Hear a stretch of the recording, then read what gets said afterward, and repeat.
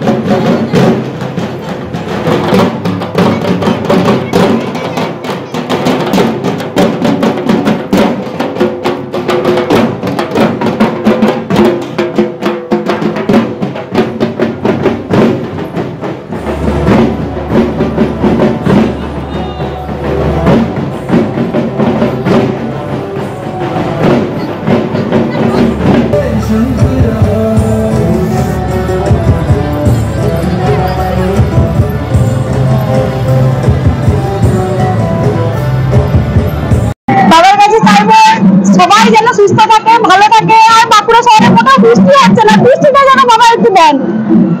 আজকে এই অংশগ্রহণ করতে কেমন লাগছে? খুব ভালো লাগছে। একটা বছর অপেক্ষা করেছিলেন? একদম, এই একটা বছরের অপেক্ষা, মানে এই মঙ্গল ঘাটের জন্য আমরা সবাই খুব ভালোভাবে অপেক্ষা করে থাকি যে কবে মঙ্গল ঘাটটা হবে।